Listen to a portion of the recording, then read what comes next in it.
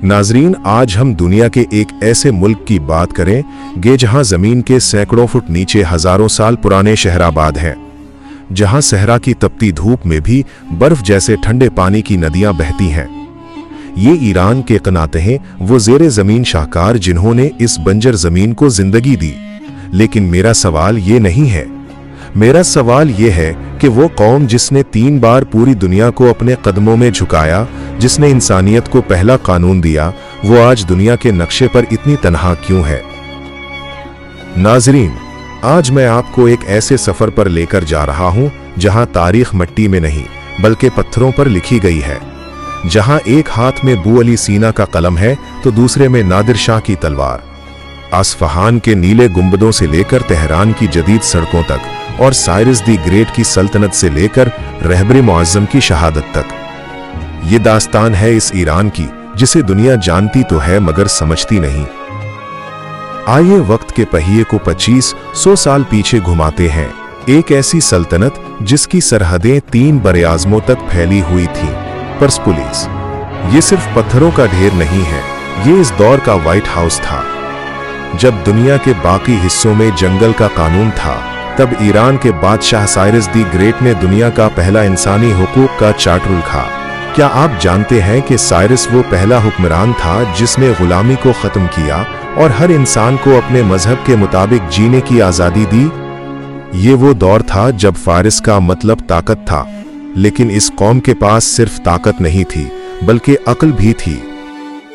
हैरत की बात यह है कि हजारों साल पहले जब बिजली का नामो निशान नहीं था, ईरानियों ने चाल बना लिए थे।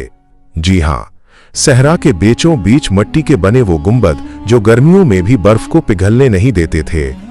ये दुनिया के पहले फ्रिज थे। इनकी इंजीनियरिंग देखकर आज के साइंसदान भी सर पकड़कर बैठ जाते हैं। फिर तारीख ने करवट ली, इस्लाम का सूरज तुलू हुआ और ईरान की अजीमुशान सासानी सल्तनत का खात्मा हुआ। लेकिन यहां एक दिलचस्प मोड़ आया। आमतौर पर कौमें फतह होने के बाद अपनी पहचान खो देती हैं, मगर ईरानियों ने इस्लाम कबूल करने के बाद अपनी जबान और अपनी जहानत से पूरी इस्लामी दुनिया को अपनी गिरफ्त में ले लिया। ये वो दौर था जब बगदाद से लेकर नेशापुर तक इल्म की शमा रोशन थी। जरा सोचिए, अगर आज बू अली सीना ना होते तो तिब की दुनिया कैसी होती? अगर उमर ख़याम की रियाजी ना होती तो क्या हम खला तक पहुंच पाते? हाफिज शिराजी और मौलाना रूम के कलाम ने दुनिया को मोहब्बत का वो सबक दिया जो आज भी करोड़ों दिलों की धड़कन है।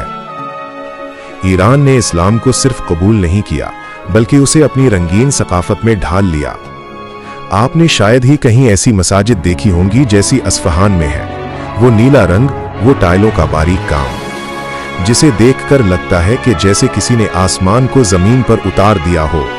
अस्फहान के बारे में कहा जाता है अस्फहान निस्फ़े जहां, यानी अस्फहान आधी दुनिया है, और ये मुबालगा नहीं, हकीकत है। लेकिन ईरान सिर्फ तारीख नहीं, ईरान एक एहसास है।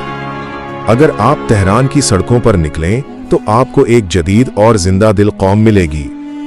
यहाँ का दस्तरखान दुनिया के महंगे तरीन मसाले ज़फ़रान की खुशबू से महकता है। ईरान दुनिया का 90% ज़ाफ़रान पैदा करता है, जैसे सुर्ख सोना कहा जाता है। और तस्करा हो ईरान का और ईरानी कालीन की बात ना हो, ये मुमकिन नहीं। एक एक कालीन को बनने में बरसों लग जाते हैं। एक एक गिराह एक कहानी सुनाती है। यही वजह है कि एक असली ईरानी कालीन की कीमत किसी छोटे महल के बराबर हो सकती है। मगर नाजरीन, अगर आप कभी ईरान जाएं तो एक चीज आपको बहुत परेशान करेगी, और वो है वहां की करेंसी। स्क्रीन पर देखें, सरकारी तौर पर असेरियाल कहा जाता है, लेकिन लोग उसे तुमा कहते हैं। एक सिफर का फर्क ऐसा उलझाव पैदा करता है कि अच्छे भले सयाह हिसाब किताब भूल जाते हैं, और उस पर मुस्तजाद उनका तारुफ की रिवायत। अगर आप किसी दुकानदार को पैसे देंगे तो वो कहेगा काबली शुमारा नदार देनी आपके लिए ये मुफ्त है। लेकिन खबरदार, ये उनका अदब है, आपको पैसे हर हाल में देने हैं। यह तार फ़ायरानी मुआशरत की वो खूबसूरत और पेचीदा तह है जो अजनबियों को हैरान कर देती है। मगर इस तमाम खूबसूरती और इल्म के पीछे एक कर्ब भी छुपा है।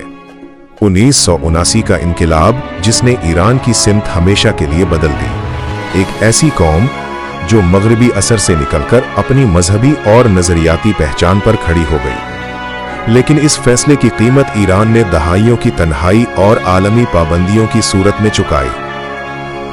नाजरीन, तारीखदान बताते हैं कि ईरान का गुरूर उसकी कदीमा खामनशी सल्तनत अकैमेनिड एम्पायर थी। ये वो सल्तनत थी जिसने यूनान के अजीम जंगजुओं को दिन में तारे दिखा दिए थे। क्या आप जानते हैं कहतर मोपलाई की मशहूर जंग जिस पर हॉलीवुड ने फिल्म 300 बनाई, वो असल में ईरानियों की शुजाअत की दास्तान थी।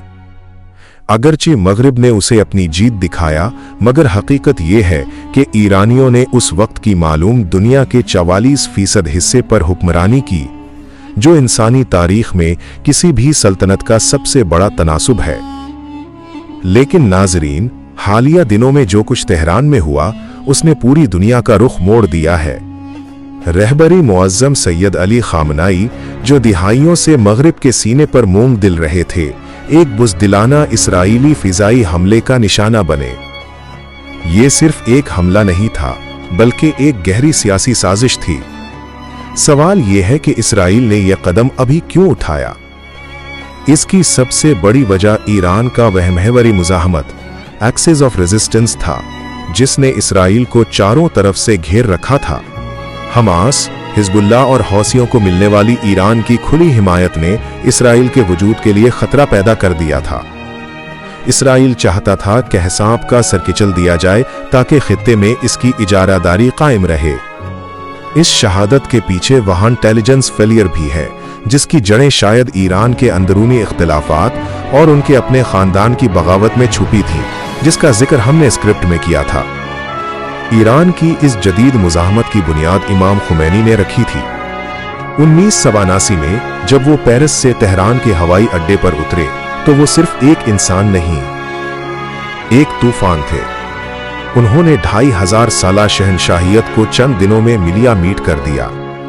इमाम खुमैनी ने ईरान को खुदा पर भरोसेहावर मगरिब से बेजारी का वो सबक दिया, जिस पर अली खामनाई आखिरी सांस तक कायम रहे। नाजरीन, ईरान सिर्फ एक मुल्क नहीं, एक जिद का नाम है।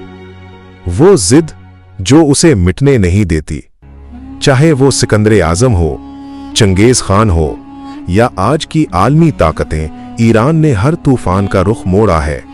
आज का ईरान हमें सिखाता है कि अपनी जड़ों से जुड़े रहना कितना जरूरी है। शायद दुनिया उसे अलग थलग कर दे, शायद उस पर पाबंदियां लगा दे, लेकिन वो नीला रंग, वो जाफरान की खुशबू, वो बू अली सीना की जहानत और वो मुजाहमत का जज्बा इसे कभी खत्म नहीं होने देगा। आप क्या समझते हैं?